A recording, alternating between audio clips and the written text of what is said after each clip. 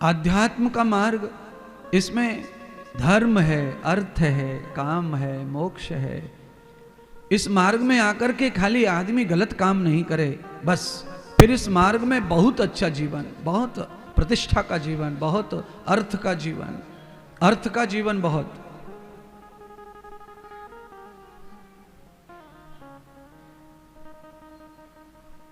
आपका बच्चा कहे कि मुझे भजन करने दो, मुझे पूजा करने दो, मुझे वहां तीर्थ में जाने दो, तो आप उसका सपोर्ट करिए।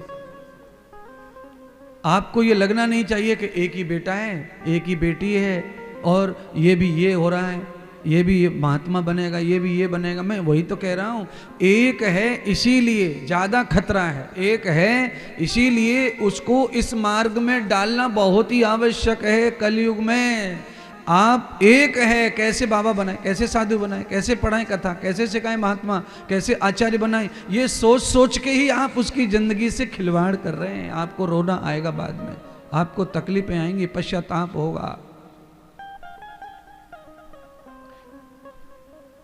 जो एक है उसे तो ज्यादा से ज्यादा ईश्वर के साथ ही जोड़ के रखो, तभी सुरक्षित रहेगा। अगर एक है और वो भी संसारी हो जाए तो आपके साथ नहीं रहेगा। वो लिख लो इस बात को, आपकी सुनेगा नहीं, अपना जीवन जिएगा। वो बड़े होके सभी अपना जीवन जीते हैं।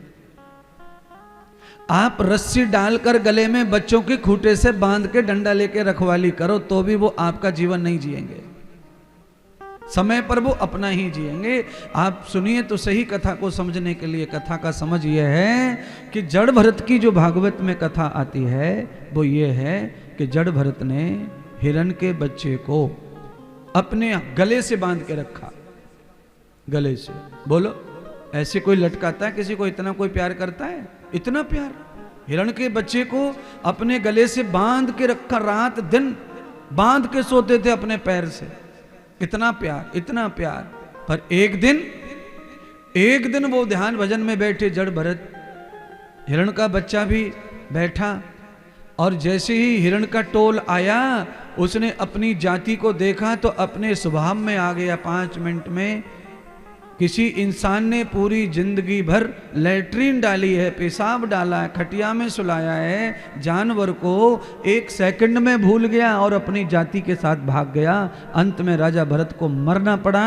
यही तुम्हारा हाल है, ये ध्यान रखो। ये मरने वाला काम है। तुम चाहे कितना भी उसको दूध पिलाओ, घी पिलाओ, शहद पिलाओ, अमृत पिलाओ, प्यार पिलाओ, करोड़ करो, 1 करोड़ करो, 10 करोड़ करो, पर मैं लिखित में देता हूं तुम्हारा बच्चा तुम्हारी नहीं सुनता है।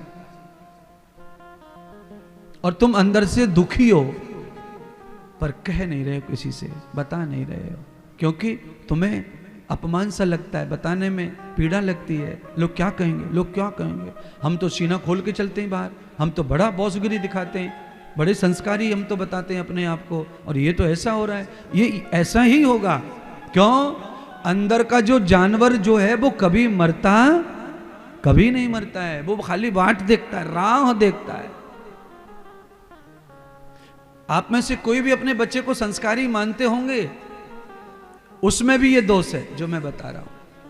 इसीलिए बहुत आवश्यक है कि आप अपने बच्चों को इसमें जरूर टच करिए, इसमें जरूर जोड़ के रखिए, इससे जरूर टच करवाइए।